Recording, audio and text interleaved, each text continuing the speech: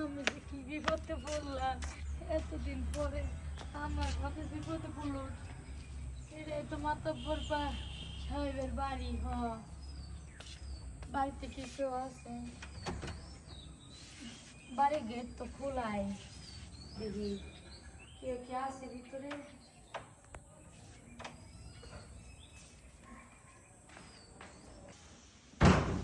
মাতব্বর সাহেব, আসতে পারি? হ্যাঁ, আসো।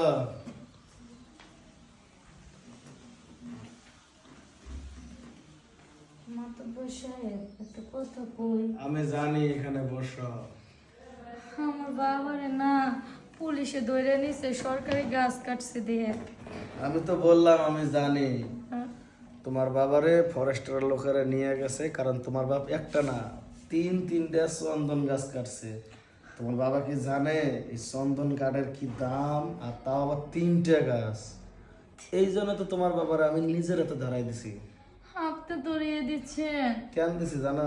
কেন? তুমি সেদিন স্কুল থেকে আসতেছে না, রাস্তায় তোমার দেখে আমার সেই ভালো লাগছে।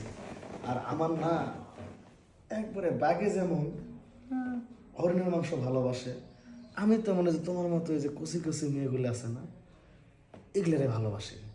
কিন্তু আমি দেখতেছি টাকা পয়সা লাগে তুমি তো আসবে না।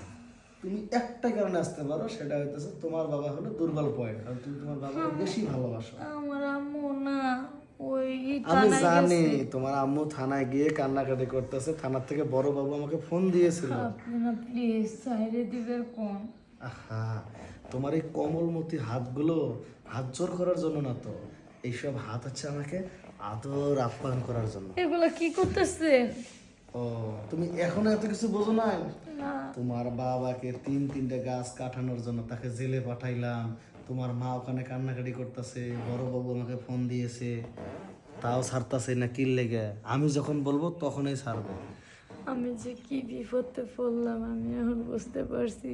এই বেড়া আমারে ইজ্জতটা নষ্ট করার নিগে আমার বাবারে জেলে দিছে, আমি বুঝছি। তা কি একা একা কি বিড়বিড় করতেছ? যাক, কিছু হবো না, যাওয়ার অজ্ঞা আমার জীবনে। মানুষে তো আর দেখতেছে না, পাড়া প্রতিবেশী বলতেও পারবে না যাওয়ার এই ঘরের মধ্যে কিছু না। হ্যাঁ, শোনো, যদি তোমার বাবারে ভালোবাসো তাহলে আমারে খুশি করতে হবে, বেশি না।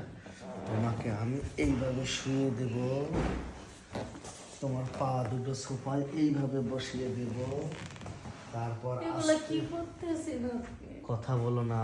তোমার বাবার হওয়ায় জামিন হচ্ছে সেই ব্যবস্থাই করতেছি। তারপরে হাত দুটো তোমার এখানে এইভাবে ধরবো, তার এইভাবে আমি উপরে দিয়ে প্যান্টটা খুলে চালিয়ে দিচ্ছি। দেখো কেমন লাগে। এইভাবে শক্ত করে ধরো না, ব্যথা পাবে তো। আমি যে কি বিপদে পড়ছি আমি বুঝতে পারছি। মাত্র বসে একটু আসতে দেন, আমি তো ছোট মানুষ, আমার জায়গাটা আবার পাইতে গেলে সমস্যা আছে, বুঝেন না?